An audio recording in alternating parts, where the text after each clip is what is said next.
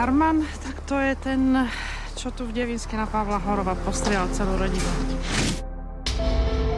Ja aj postrelba? To myslíte?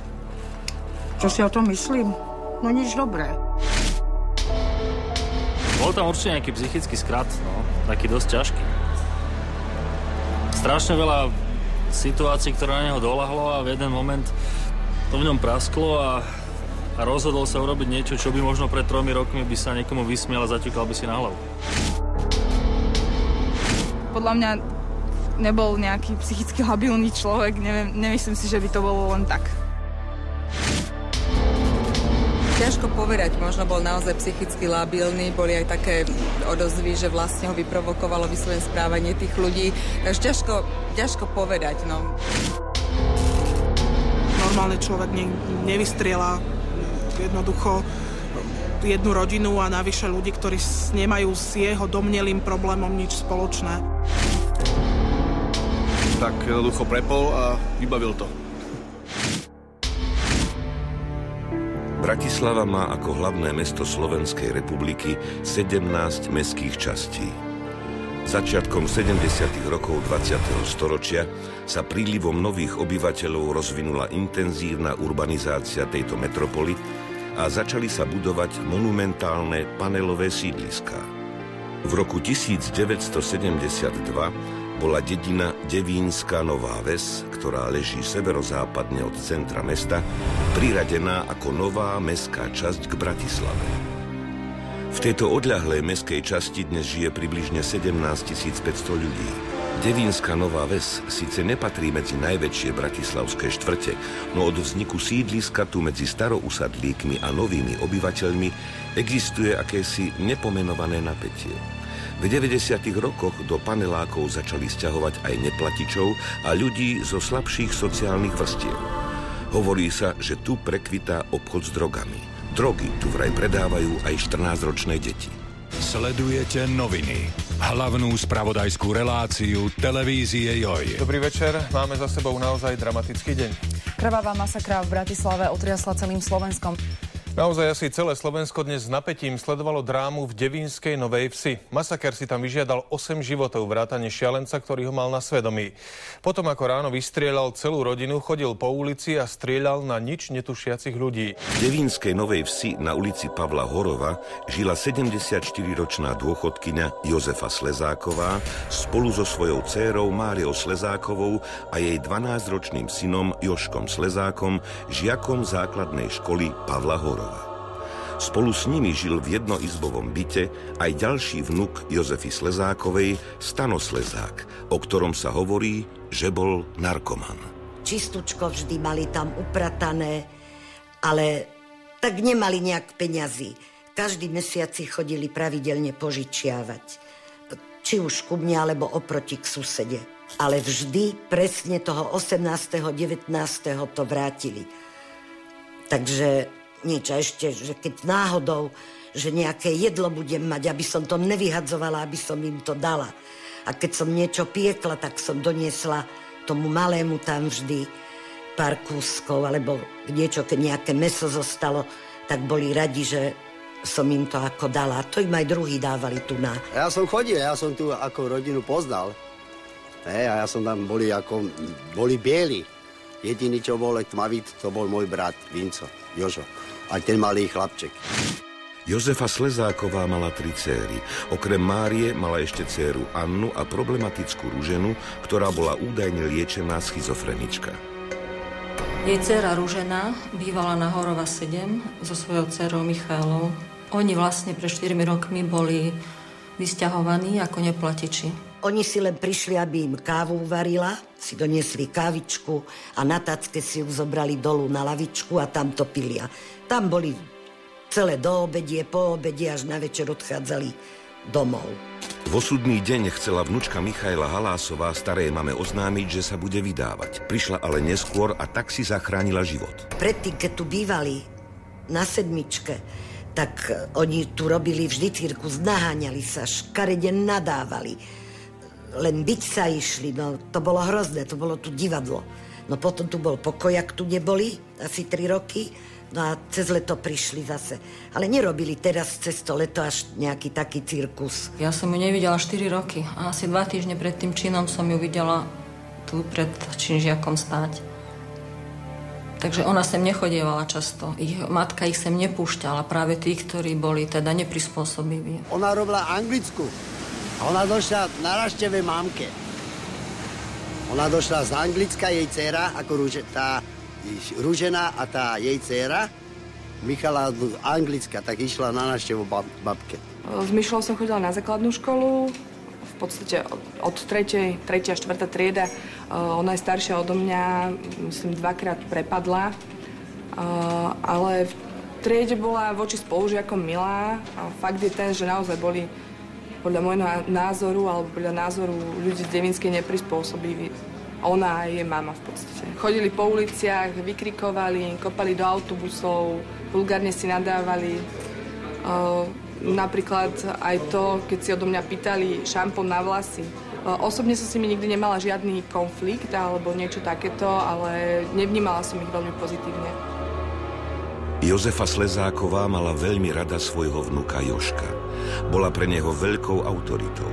Jožko mal od malička dlhé vlasy, ktoré nosil zviazané v cope. Jeho nevšedný zovňajšok dokonca pomýlil aj vyšetrovateľov, ktorí predpokladali, že jedna z 5 zavraždených obetí v byte je žena a nie muž.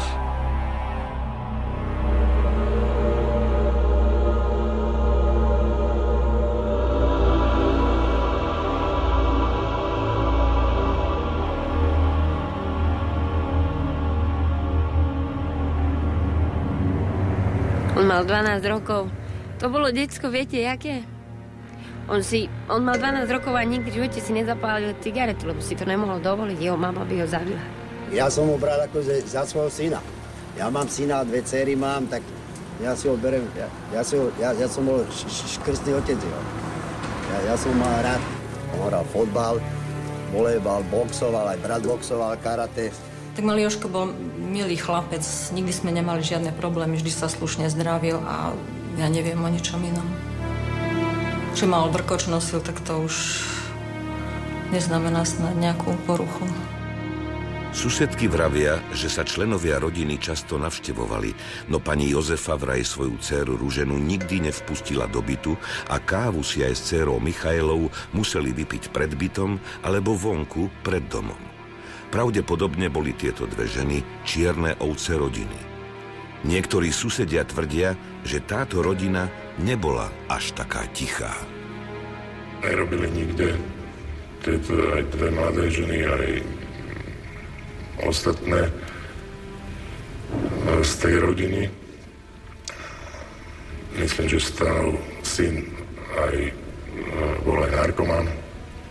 Oni medzi sebou sa pobili párkrát, že určite, keď sa toto dialo aj na tom schodišti u toho človeka, ktorý strieľal, tak myslím si, že už mu museli dobre vytiecť nervy. V minulosti boli sťažnosti, ktoré bolo potrebné riešiť a samozrejme existujú aj záznamy v policajných registroch o nelegálnej aktivite príslušníkov týchto rodín.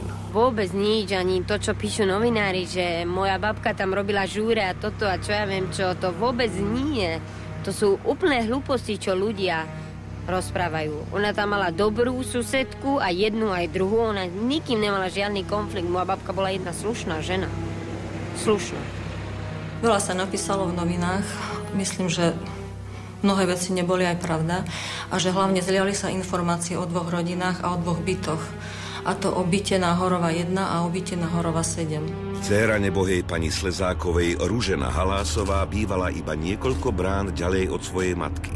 Vandalizmus Ruženy Halásovej a jej dcery Michaily vyprovokoval susedov až k podaniu trestného oznámenia.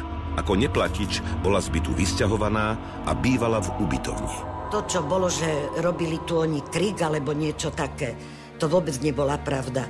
To robili tie, čo bývali na 7. na Horova. Tá Ružena, tá, čo aj s tou Mišelou. Tá Mišela zostala ako žiť, tá jej dcera. No a Ruženu tu zastrelili. Ružena Halásová bola dcéra Jozefy Slezákovej. Tieto dve ženy a ďalších členov rodiny, Máriu Slezákovú, Jožka Slezáka, Stanislava Slezáka a Jozefa Pútika, v osudné ráno chladnokrvne zavraždil ich sused Ľubomír Harman. Motív jeho konania je aj dnes jedna veľká neznáma. Človek na to myslí furt a furt vás všetko bolí, aj hlava a to všetko človeka trápi. Chodí človek po ulici, len plače a to. Už človek ani nechce o tom vyprávať. Všade ich vidím, všade ich mám pred sebou. Koľko razy v sobotu čakám, že ten malý Jožko aj dojde. Ako na návštevu, lebo on vždycky chodil ako na návštevu za svojím tátom domov. Proste je to zlé, no. Nebezpečný strelec s tlmičmi na ušiach nakoniec smrtiacu zbraň obrátil aj proti sebe a potiahol kohútik. Kto bol tento šialený strelec? Charakterizoval by som ako človeka, ktorý je introvert, trápi sa, myslí si, že celý svet ubližuje, vidí, že všetci okolo neho sú úspešní, spokojní, šťastní, len on je ten najnešťastnejší zo všetkých a nevie si pomôcť vymotať sa z tejto situácie. Ľubomír Harman bol 48-ročný osamelý slobodný muž. Býval v garzónke na tej istej chodbe ako rodina Jozefy Slezákovej. Bol to muž, o ktorom nikto zo susedov nič nevedel a tajomstvo svojho života si vzal so sebou do hrobu. Kto vlastne bol tento čudák, ktorý sa rád a často obliekal do vojenských maskáčov?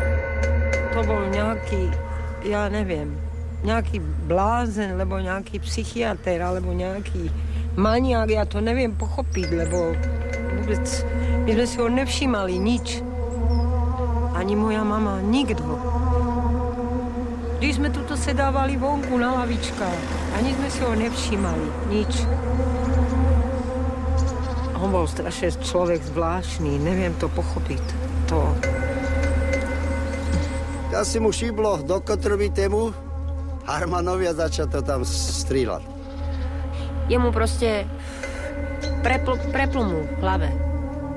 Pán Harman bol veľmi zvláštny človek. V podstate sme boli susedia 18 rokov a on sa za celú tú dobu nikdy nepozdravil, ani neodzdravil. Ako s ním nebol žiadny nejaký komunikačný kontakt. Viem, že to isté hovoria aj ostatní susedia, že takisto nikdy sa nepozdravil, neodzdravil. Tiež konflikty, problémy medzi sebou sme nemali ani s jednou, ani s druhou rodinou a nevidela som ani medzi nimi nejaké hádky.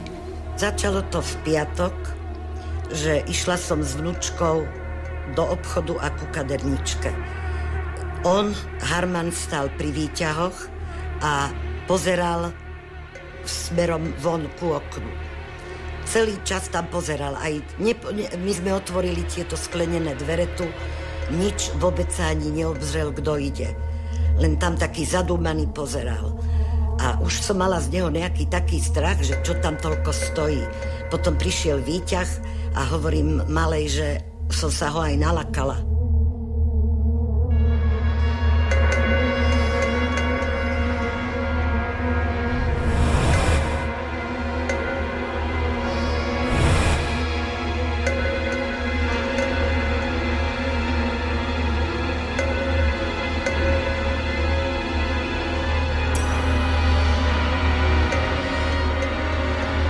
To bolo v ten piatok a potom v pondelok sa to už stalo.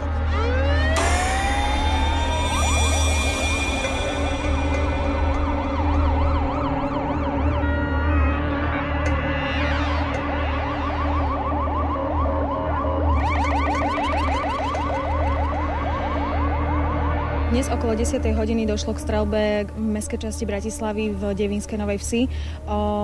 Na mieste sme mali 20 ranených osôb, z ktorých 6 bohužiaľ tento útok neprežilo. Boli to 4 ženy a 2 muži.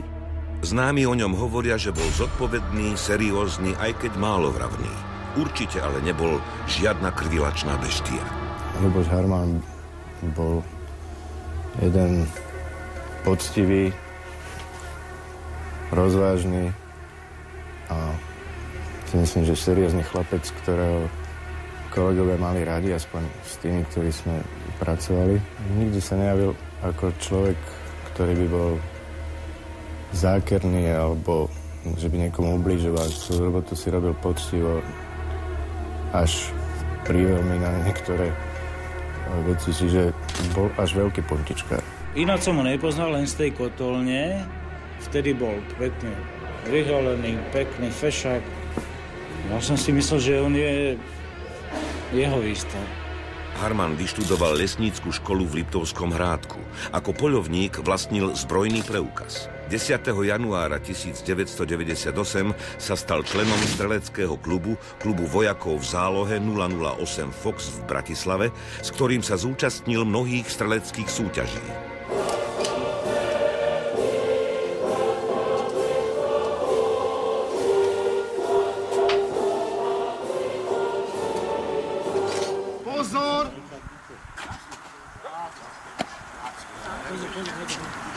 Pozor!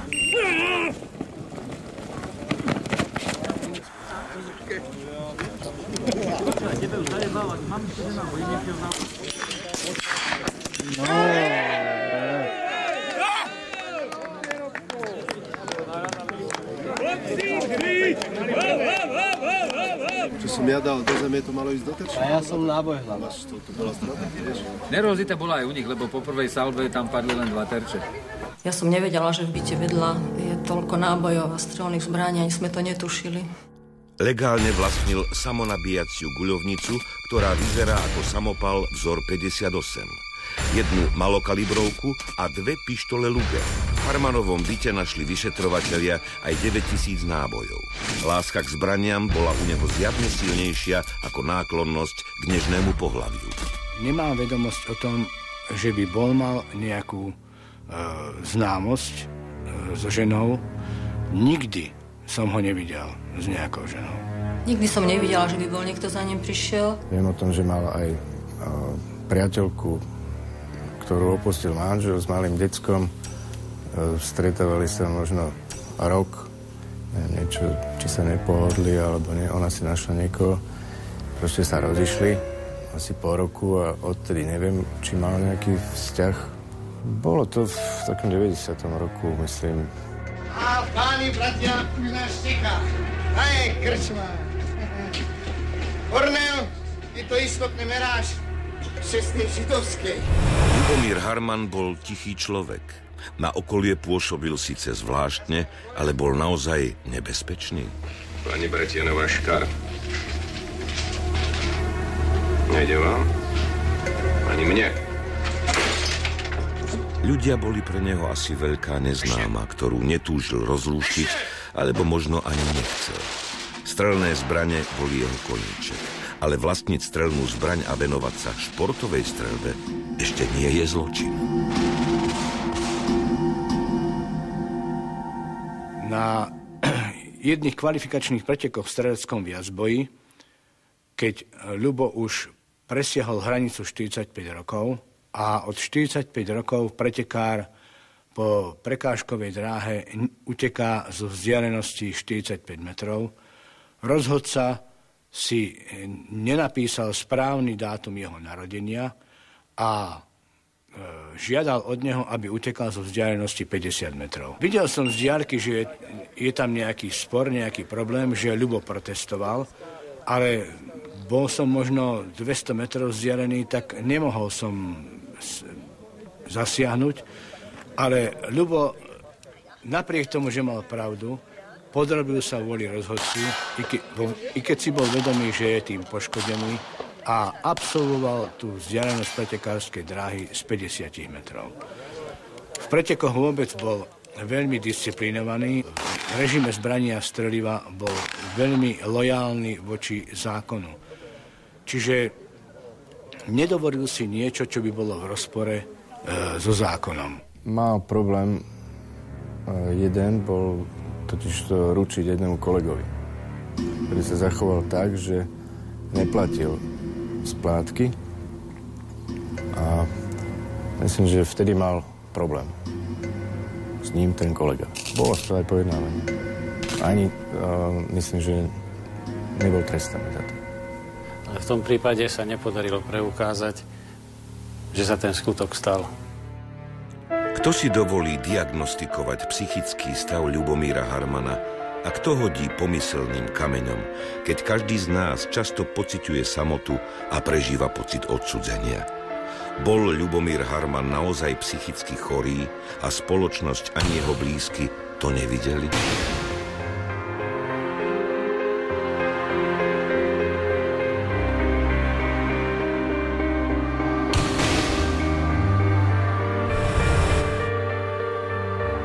Ani do výťahu nevošiel s nami, že keď som zo začiatku počkala s výťahom, že či pán sused idete, on úplne mal veľmi nepríjemný pohľad. Stretával som ho sporadicky na ulici a nikdy som nemal pocit, že s ním niečo je, alebo že nie je normálne.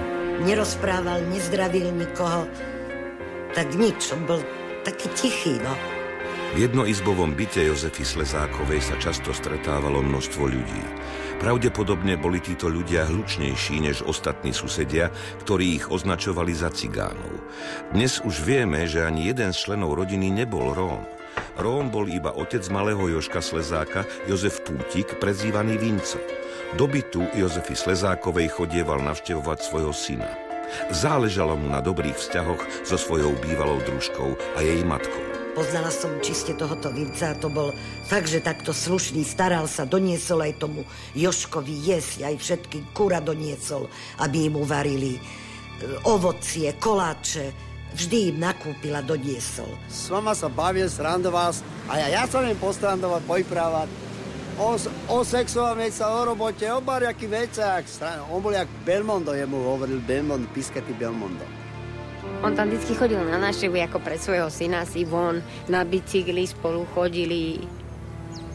A tak do cukrárne ho vždycky zobral. Dobrý človek bol. Aj posledné dal človekovi, aj posledné. Došiel na Kofolu, chvíľu si zahral automaty a kúpil mu Tatranku, Kofolku, si dali a všetko v pohode. Poznala som ho s tým, že som ho tu stretávala, on tu mal takú lavičku, tu sedával a čakal na chlapca svojho syna, často ho brával vonku, vždy sa slušne zdravil. Takže ja inú skúsenosť s ním nemám, ja nepoznám ani jeho rodinu, ani jeho, ja nemôžem povedať na neho ani pol slova.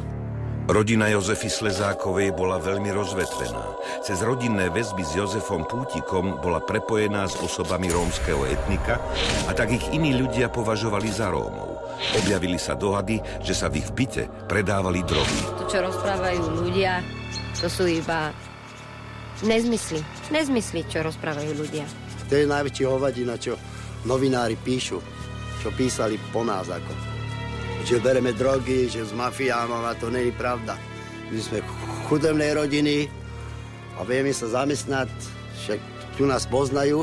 Vyšetrovali, skúmali sme aj túto alternatívu, ale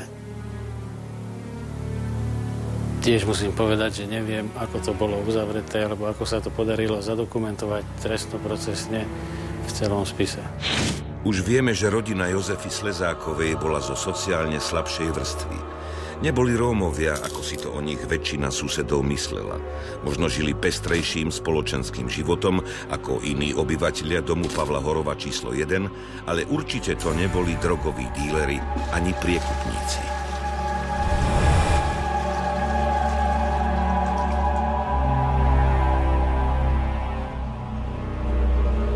Napriek tomu, že sa o Ľubomírovi Harmanovi hovorí, že bol nekonfliktný a rešpektoval iných, spolunažívanie so susedmi nebolo ideálne. No nikdy sa nesťažoval a o svojom súkromí nerozprával.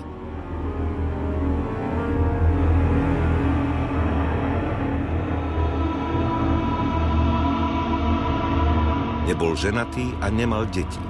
Objavili sa aj špekulácie, že mal vzťah s jednou z jeho obetí, a to s Máriou Slezákovou. To vám nemôžem povedať. To je hovadina, ja si myslím. To bola hovadina, ja si myslím.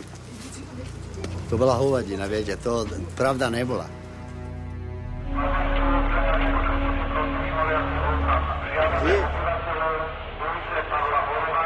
Kde je ten vlád?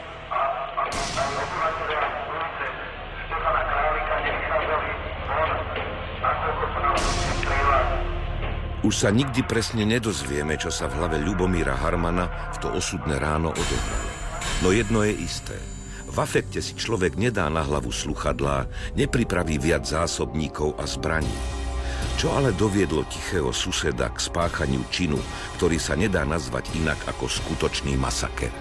Najskôr išlo o odvetu za sústavné terorizovanie a ponižovanie ľudskej dôstojnosti Ľuba ako osamoteného človeka určitým kolektívom, ktorí často sedávali na chodbe. Bola to veľká rodina, najmä zo strany Rómov, a tam popíjali, fajčili, dokonca si z neho uťahovali, ponižovali ho a terorizovali ho veľmi často i takými hrubými prejavmi, ako že sa vykadili na preddvere, kľúčku mu ponatierali výkalmi. A zrejme to už dospelo do takého štádia, že chudáčisko jediné riešenie videl v tom, že zobral tú zbraň do ruky. Mali sme takéto informácie, ale či sa podarilo do trestného spisu ich procesne zadokumentovať, to vám teraz nemôžem povedať. Ale to možno vyplývalo z toho, že bol taký čudák a je veľa takýchto susedských vzťahov, keď je niekto na prvý pohľad iný, jak tí ostatní, tak tí ostatní si buď z neho uťahujú, alebo mu robia naschvály a tešia sa, že je z toho nervózny. Počas môjho pôsobenia za tú dobu, čo som tu od apríla roku 2007, ja som nezaznamenal ani sťažnosti. V minulom období možno boli, ale ja počas môjho pôsobenia nie. 30. augusta 2010, krátko po 9. hodine ráno, nič nenasvedčuje tomu, že v jednom z bytov v paneláku na ulici Pavla Horova v Devínskej Novej Vsi sa o pár minút udeje krvavý masaker, ktorého aktér bude nekonfliktný sused. Nevieme, prečo sa to stalo. Ako vraždy prebehli, sa môžeme iba domnievať, keďže presná rekonštrukcia tohto brutálneho činu nie je možná. Krvavý masaker nikto neprežil.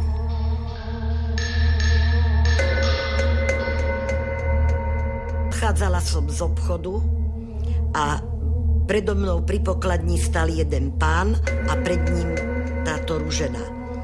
A potom zaplatila a odchádzala. Ja som tiež zaplatila, odchádzala som a videla som ju, že už ide ako smerom na našu ulicu.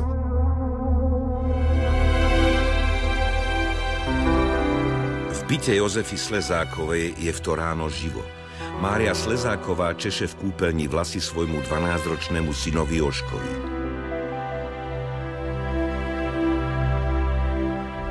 Ďalší vnuk Stano pripravuje kávu. Na návštevu prišla Ružena Halásová, druhá dcéra dôchodkyne Jozefy.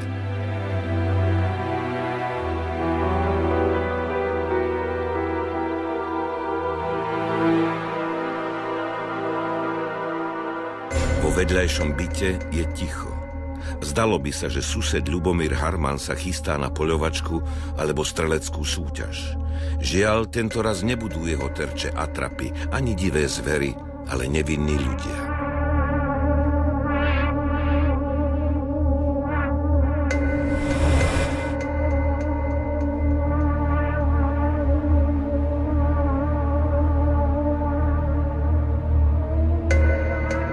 Predposledný prázdninový deň sa nezamestnaný a nenápadný muž Ľubomír Harman po celom svete smutne preslávi ako šialený strelec z Devínskej Novej Vsi.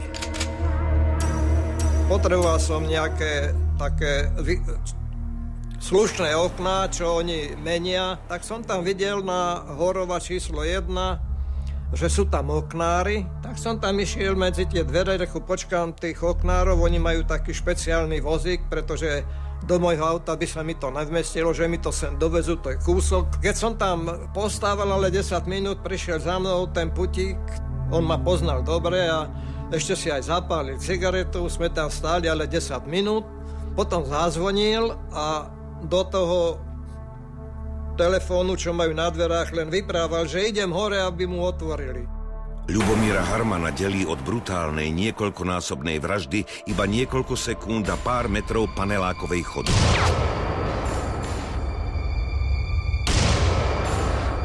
Podľa výpovedí bol Ľubomír Harman priemerný strelec. Na mieste činu sa na stenách našli stopy po strelách. Je veľmi nepravdepodobné, že z krátkej vzdialenosti nedokázal trafiť.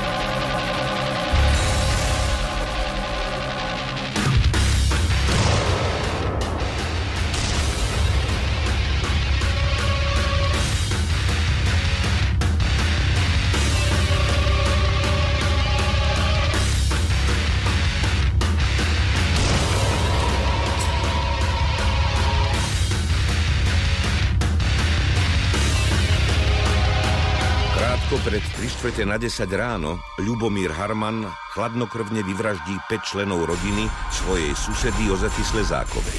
Trvá to iba pár sekúnd.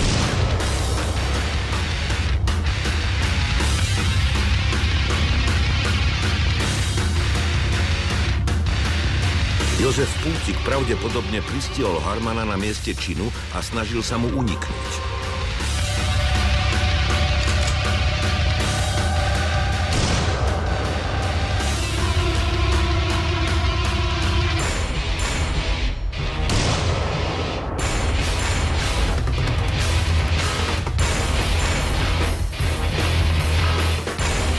Jak som ja pozeral hore, kde sú tí oknári, sa otvorili dvere a vybehol tento Putík, Jožko, no, ja im hovorím cigáni, pretože no, Rómovia, ale tak.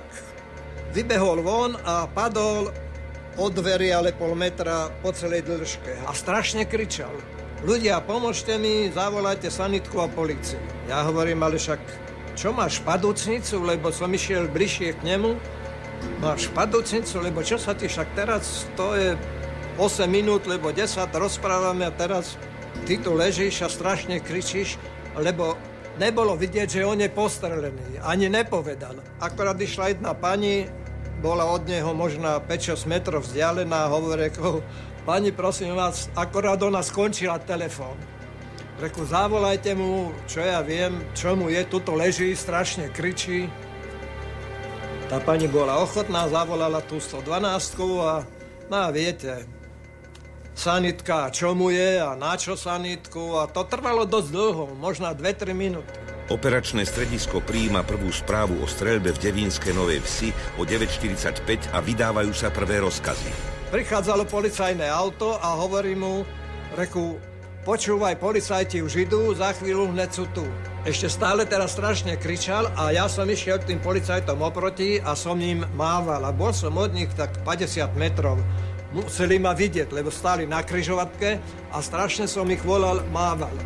Možno oni keby došli, ten incident vôbec by takýto nebol. Lenže tí policajti otvorili okno zadreli a išli preč. Nemám o tom informácie, tých rôznych informácií, ktoré boli na tiesňových linkách, bolo strašne veľa. A boli veľmi neprehľadné, lebo samozrejme ľudia počuli streľbu, nevedeli, odkiaľ vychádza. Čiže tá situácia na mieste činu bola veľmi chaotická, musím povedať. Dnes sa nám to zdá, keď vieme, čo sa udialo, že presne ako páchateľ postupoval, kde bol, kde strieľal, kam vyšiel, ale to zďaleka nebolo také jasné. Na mieste činu. Poviem len príklad. My sme fungovali s mnohými informáciami od občanov, že tých strelcov je viac, že sú dvaja, že ich je niekoľko. Preto napríklad my sme mali informácie aj o konkrétnych ľuďoch, ktorí nastupovali do aut, mali nejaké brášny so sebou, tých sme preverovali. Tým, že išlo o desiatky informácií, keď ľudia volali na políciu, tak oni naozaj boli častokrát protichodné, tie informácie. A nám sa dnes naozaj javí, že vieme, aká bola postupnosť krokov, ale tá situácia bola veľmi, veľmi neprehľadná. Veľmi neprehľadná v tom čase. Ja som komunikoval aj so šéfom zdravotnej záchranky. od nich informácie, ktoré som dostával priebežne, sa veľmi líšili. Každých 10 minút bola informácia iná. 2 policajti sú mŕtvi. Proste boli veľmi rôznorodé informácie, lebo tá situácia bola veľmi chaotická a neprehľadná. Ja som bol na tom, že oni sa nejak otočia a prídu tam. Tak som išiel k tomuto Jožkovi a hovorím, vydrž, policajti už idú. A on hovorí, ale že tam hore sa strieľa. To nepovedal hneď, to povedal až teraz. Lenže v tom, jak on povedal, že tam sa hore strieľa, sa otvorili dvere a vyšiel ten strelec.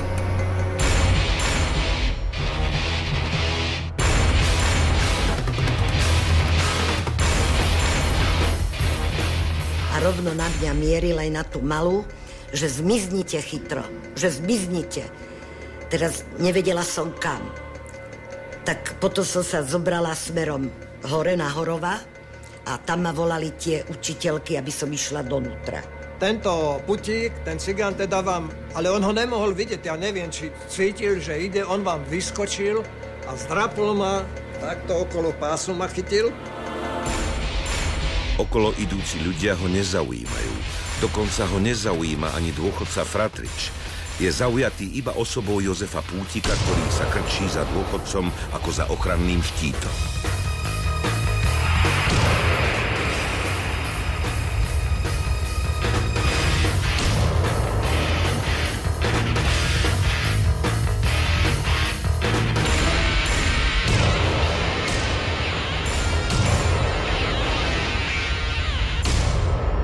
Najprv som bol taký ohovorený, som nevedel, čo sa robí. A on len stále kričal, ten cigán takto ma držal okolo pásu a stále kričal, nestrieľaj ma, ja s nima nič nemám. Tá pani, čo telefonovala, tá sa chytila za hlavu a ušla preč, čiže tam sme boli len my traja. Ten strelec, ten cigán, čo ma držal a ja. Tam okolo ľudia chodili okolo ďalej na nákupy a do školky. Tí si to ani nevšimali, Boh vie, čo sa robí, ne? Pútik sa dôchodcu silno drží a hrozne kričí. Harman okolo nich krúži. Očividne sa s Pútikom hral ako mačka s myšou. Pálil, ale iba vedľa.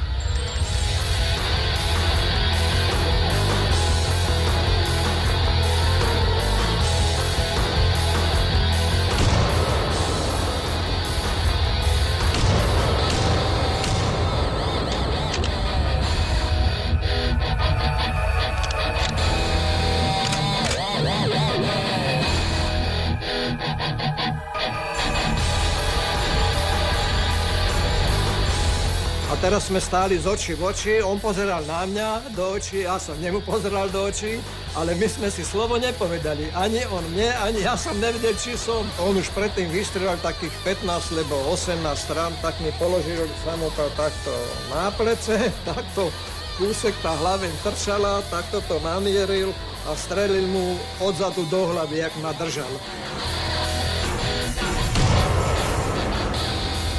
Som myslel, že mi hlava uletí, tak to mi tak strašne hučalo, tak to som úplne hlúpol. Harman strieľa po všetkom, čo sa hýbe a javí sa mu ako hrozba. Pálí v malých dávkach a kontroluje si hlaveň, aby sa mu nezapiekla.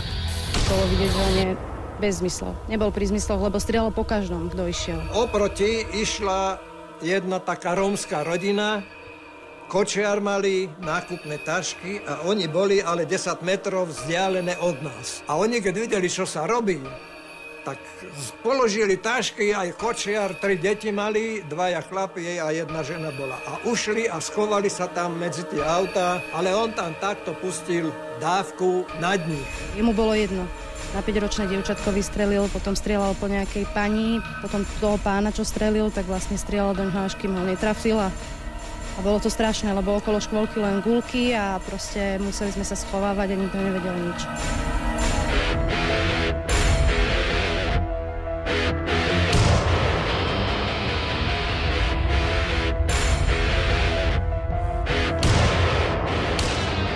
Teraz prišiel taký asi 35-38 ročný a hovorí, že pozrite, ja som ho fotil. Ukazoval mi mobil, lebo takto bolo do mňa vzdialené 3-4 metra, som to videl.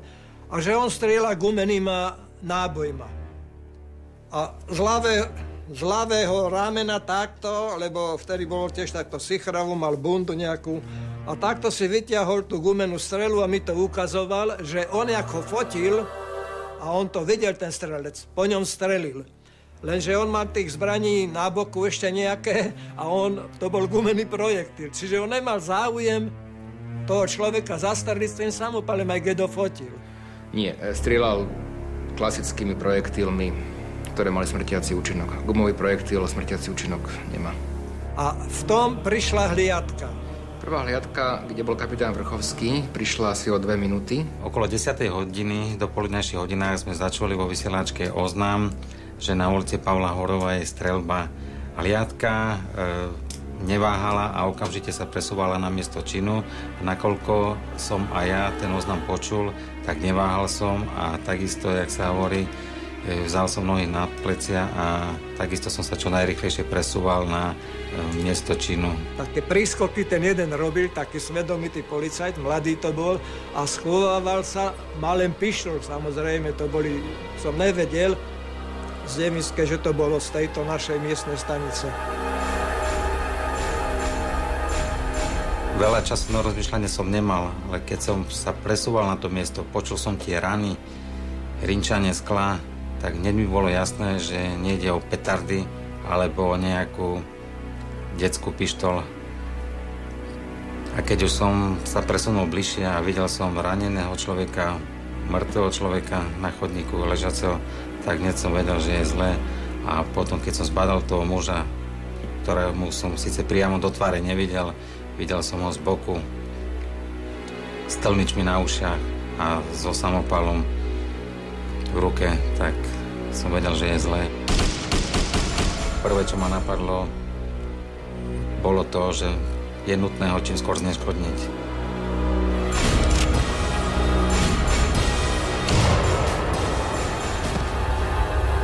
Bolesť som hneď necítil. No ale už som si začal uvedomovať, že čo ak už nebudem so svojím synom.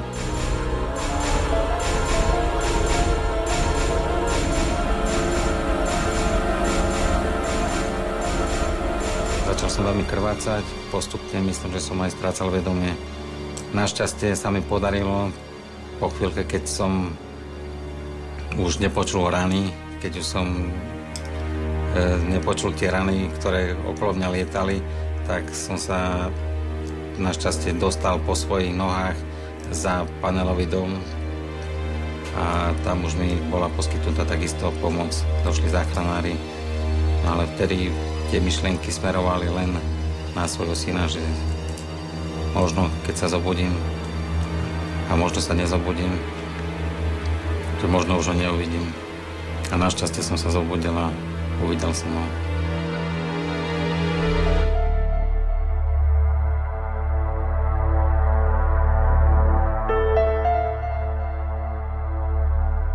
Hliadka sa opatrne presúva a postupuje.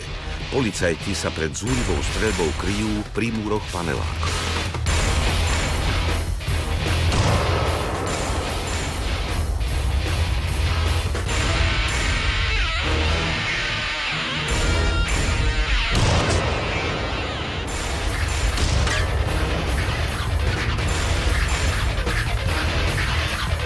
Boli takí, ale keď videli, že sa strieľa, tak tiež sa mali obavu, mali len pištole, to boli bežní policajti, no. Si nemyslím, že obvodné oddelenie, policajti z obvodného oddelenia vedia, čo robiť v takejto krízovej situácii, ale v konečnom dôsledku to podľa mňa zvládli veľmi dobre. Pol hodiny sa strieľalo a nikde žiadneho policajta nebolo vidieť. A trvalo to veľmi dlho, kým vyhlasil rozhlas, niečo, že by ľudia nevychádzali vonku. No, bolo to trošku také, sa mi zdá, že chaotické. Oni boli poskovávaní všade. Ešte ľuďom hovorili, aby odišli preč. No, kričali, aby išli preč, že choďte preč. To bol a mieril takto, volala som rýchlo policajtov, 158. Dlho to tam nikto nebral, potom to niekto zobral, že už ideme, že je to nahlásené. Medzi tým stále nič. Prebehla pol hodina, zase volám. No, že už idú. Takže asi po pol hodine prišli. Ľahko sa o tom špekuluje v teple kancelárie.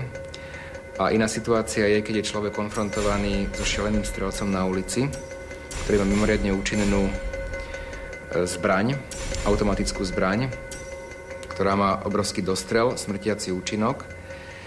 A to, že prvé hliadky boli na mieste činu do 2 minút, že niektorí policajti riskovali vlastný život, aby páchateľovi zamedzili ujsť, že vlastne ho už klasické policajné hliadky zahnali do vlastne takého téčka ulic v Devinskej Novej Vsi, do pomerne malého perimetra. To považujem za hrdinský čin. Spred vchodu číslo 1 sa Harman premiestnil do úzkej uličky medzi 2 panelákmi. Odtiaľ to pálil, ak zbadal nejaký pohyb. Okolo 10. hodiny prichádzajú na miesto ďalší policajti a sanitky. Polícia zablokovala dopravu v celej mestskej časti. Kto sa chce dostať do mesta, musí sa identifikovať a nechať si skontrolovať auto.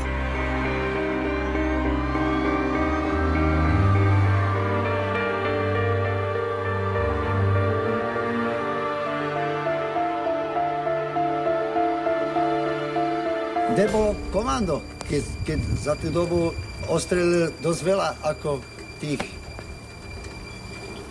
že ľudí, ne? Kde bolo komando, keď sa skovávali pod barákama? Ak ste pod streľbou zo samopalu, tak nie každá minúta, každá sekunda plynie neuveriteľne dlho. Čiže viem pochopiť názor ľudí, ktorí boli na tom sídlisku, že sa im stalo, že čas plynie strašne pomaly. Ja si myslím, že keď som policajt, tak keď mám tú flintu, tak ho tam odjebem, ja si myslím. A ne sa budem skovávať, že som policajt ako hrdina. A ja som robil ochránku strážnej polície, aj brat robil. A my sme sa v živote nikdy báli, ani sa nemám čo báť. Keď to hodnotím spätne, naozaj minútu po minúte, kedy tam boli policajné jednotky, kedy prišiel policajný pohotovostný útvar, teda vlastne tzv. Kukláči, ako zasiahli, tak si myslím, že policajti urobili maximum. Každý policajt konal tak, jak konať mal. Možno nie presne v zmysle taktických pokynov, ale intuitívne, a tá intuícia ho viedla k správnemu konaniu. Asi po pol hodine dorazili do Devínskej Novej Vsi príslušníci špeciálneho útvaru rýchleho nasadenia, tzv. Kukláči. Hoci policajti prišli rýchlo, miestnym obyvateľom sa zdalo, že im trvalo pridlho, kým dostali situáciu pod kontrolu. Situácia je vážna. Policajti poskytujú zdravotníkom dokonca nepriestrelné vesty. Streľbu už nie je počuť, ozbrojený strelec však stále uniká. Kulky šialeného strelca zasiahli aj nevinných ľudí.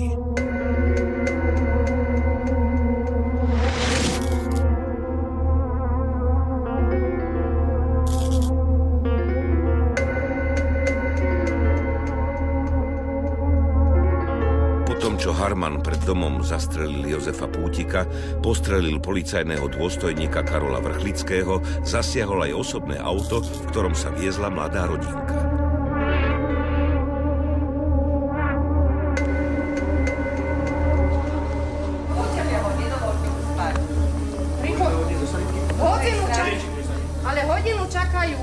Hodinu. Oni o čo odskova? Strela.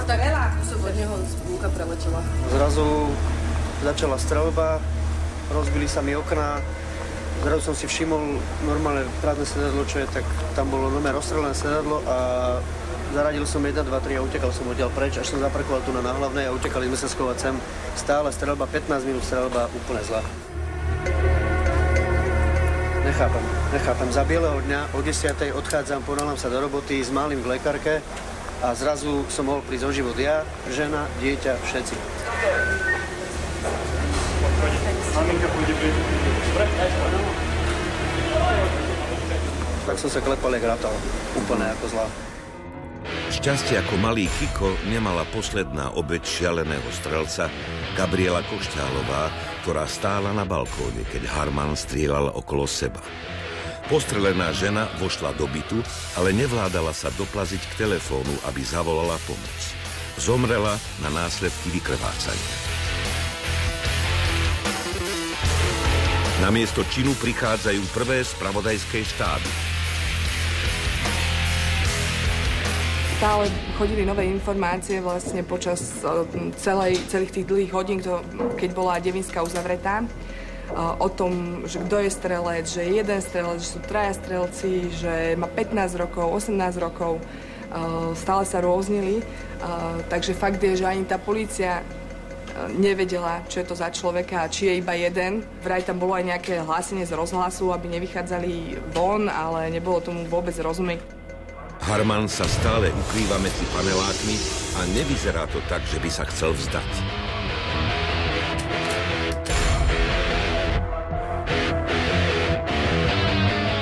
...16 minút po 10. hodine je Ľubomír Harman zasiahnutý policajným odstreľovačom. Streľba utíchla.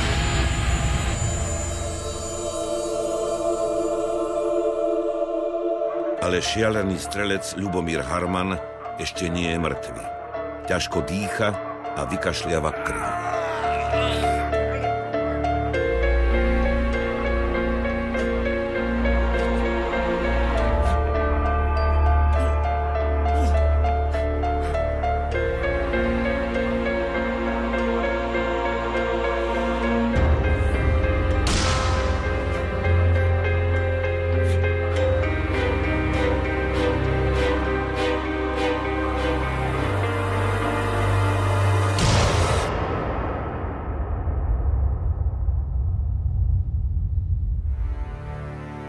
Ľubomír Harman je mŕtvý. Miesto činu zabezpečujú vyšetrovacie zložky polície. Príslušníci pohotovostných jednotiek sa rozchádzajú. Vyšetrovatelia obhliadajú bezvládne telo Jozefa Pútika. Kto tam je ten pán? To je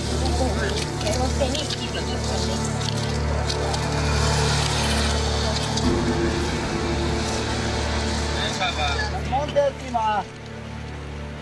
Má monterky. Zelené. Zelené. Však je môj brat, to je. Vinco je tam zabitý. A Vinco je tam mŕtvý však. Nech sa nás pustiť tam. Jak ne? Nech sa pustiť. Je to Vinco. Ty kokos. Je to Boha. Teraz.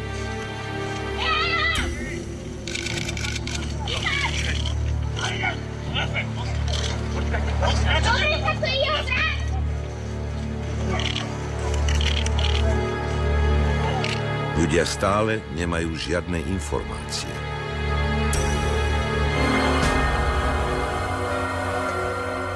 Do bytu, kde prebiehala streľba, prichádzajú zdravotníci. Ešte netušia, aký desivý pohľad sa im tam naskytne. Na miesto činu prichádzajú vysokí policajní funkcionári aj prezident Policajného zboru Slovenskej republiky Jaroslav Spišiak, no polícia stále neposkytuje verejnosti žiadne informácie. Do Devínskej Novej Vsi prichádza aj minister Daniel Lipšic. O 14. hodine 30. minúte vysielajú všetky televízie improvizovanú tlačovú konferenciu z miesta činu. Média dostali presné informácie. Do 2 minút boli tu prvé hliadky a už v tom čase vychádzal teda predpokladaný páchateľ z vchodu a zahájil palbu, jak videl prichádzajúcich policajtov. Samozrejme potom dorazili ďalšie hliadky, tie ho obkolesili, zahnali ho do defenzívy, kde už nič inému nezostalo, len sa sám samovraždil. No objavili sa aj špekulácie, že ľudí mohli zasiahnuť policajti, ktorí tam zasahovali. Žiadna informácia o tom, že by niekto bol zranený streľbou od polície, sa nepotvrdila. Práve naopak, polícia sa snažila strieľať práve len v takom rozsahu, aby neohrozila nevinné životy.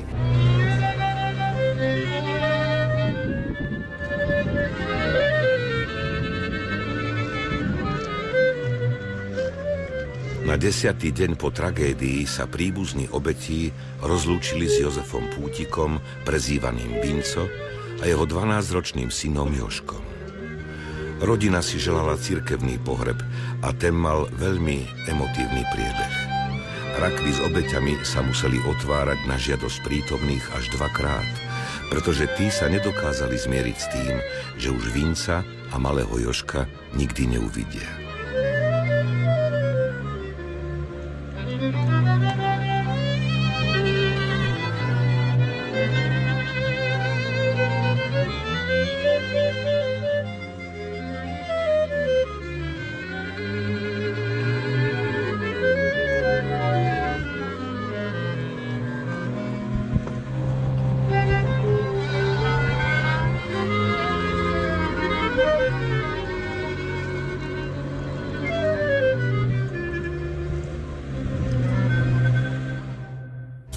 Pohreb Ľubomíra Harmana bol utajený.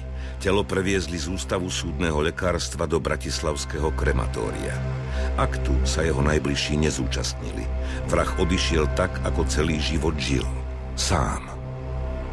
No, synček, ten mal vtedy 8 mesiačikov, ten do nemocnice za mnou našťastie neprišiel, lebo ani som nechcela, aby chodil do nemocnice. Predsa nemocnica je náchylná pre také malé babetko. No ale bol to úžasný pocit držať ho po týždňovom pobyte v nemocnici opäť na ručí. Zakrátko bol nadporučík Karol Vrchovský povýšený do hodnosti kapitána. Zatiaľ čo minister a policajné prezídium vyznamenávali zasahujúcich policajtov, sa na internetových stránkach extrémistov dostáva ocenenia Ľubomírovi Harmanovi. Prípad otvoril dvere rasizmu. Na internete sa objavujú zvrhlé výzvy na vzdávanie úcty Harmanovi a nabádanie na účasť na pohrebe. Na jednej zo sociálnych sietí nachádzame profil s príznačným názvom Objeť vládni ignorace Ľubomír Harman.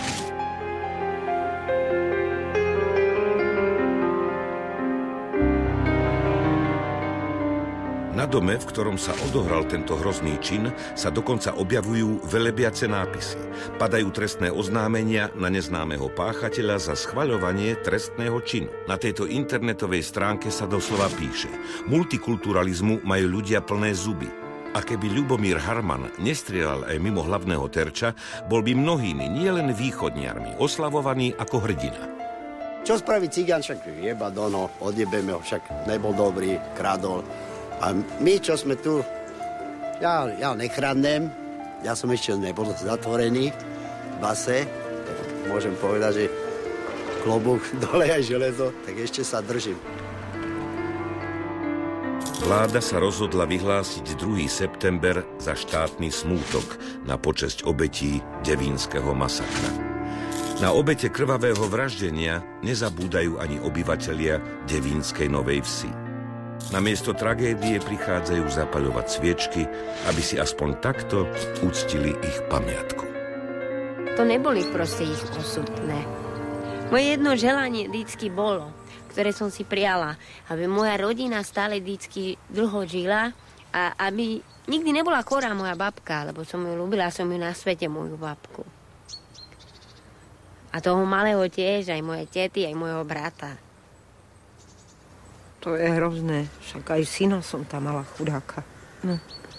Akorátne pred narodeniny. Ten deň, no. Tá babka, tá Marika a ten malý Jožko s tým Vincom, tí fakt, že zbytočne zomreli. Lebo oni nič zlého tu nerobili. A by som povedala, že najväčší problém v celom tomto prípade hrá možno jeho rodina. Lebo jeho rodina musela vedieť, aké on má možno depresie, blúdy, halucinácie alebo podobné stavy. A možno s tým chceli niečo robiť, nevedeli, alebo možno s tým vôbec nič nerobili. Bolo im ľúto, že riešil túto situáciu práve takýmto spôsobom, i keď neraz mu hovorili, aby zmenil bydlisko, aby predal byt, aby sa presťahoval. Kedykoľvek mohol ísť ku rodičom, ku sestre, ale odmietal. Trval na tom, že však to je jeho byt, že tam sa tiež musí dať pokojne bývať. Ako vidíme, nedokázali to tam usporiadať. Ani on, ani tí susedia. Viem, že pomáhal svojim rodičom, neviem, jeden alebo druhý zostal nezamestnaný. Mal mladšiu sestru, ktorej tiež pomáhal v štúdiu, podporoval ju. Z malého platu Kurického jej pomáhal. Aj rodičom. S ním neboli problémy. Aj tuto tá suseda mi vravila, tam robil Kuriča na domovej správe a s ním neboli nikdy nejaké problémy, hovorí. On bol taký svedomitý, že pracantle, tak, no. Bola to obrovská tragédia, na ktorú do smrti nezabudnem. Práve, že on išiel po stanovi. Veľa ľudí si myslí, že mali padnúť ináči ľudia. Tí, čo boli zabití v byte, proste veľa ľudí povedalo, že mal ešte jeden človek minimálne padnúť pri tom. A to bol Stano Kotík.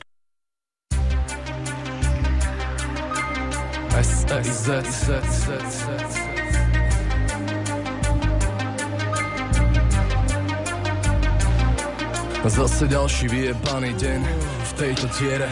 Ometkami opadáva, slza von sa derie, ale zatlačím ju späť, veď som vždy bol tvrdý chlap. Aj keď cítim, že sa lámem v kľude, nedá sa mi spať. Klepky letia dole krkom, naháňa ich lacná vodka.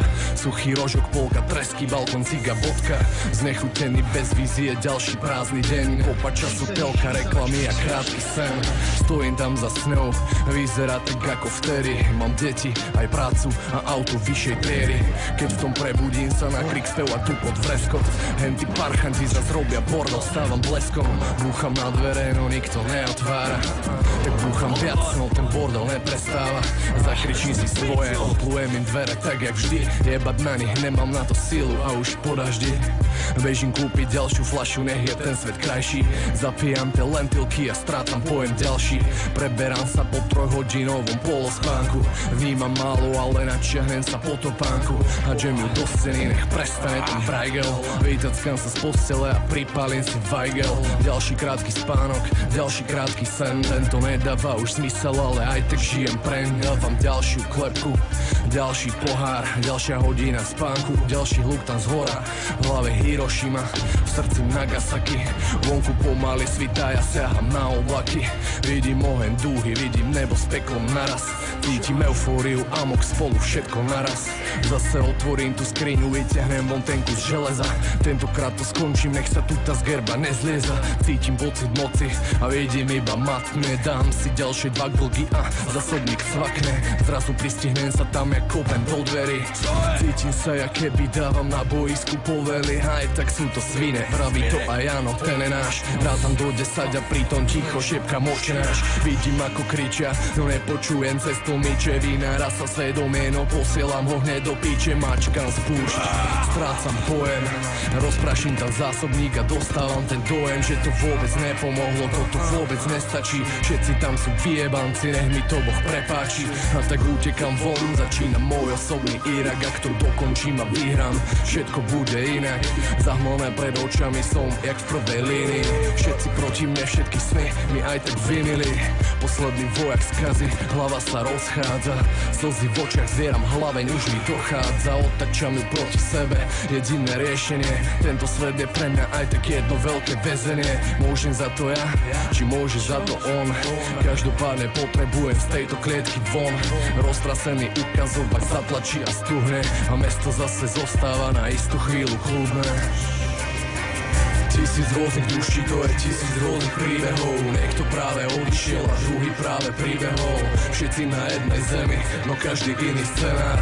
Formuje ťa nekonečno faktov, každá zmena sa odráža na tvojom príbehu na okolí. Stoj pevne na zemi, nech ťa tá sila neskolí.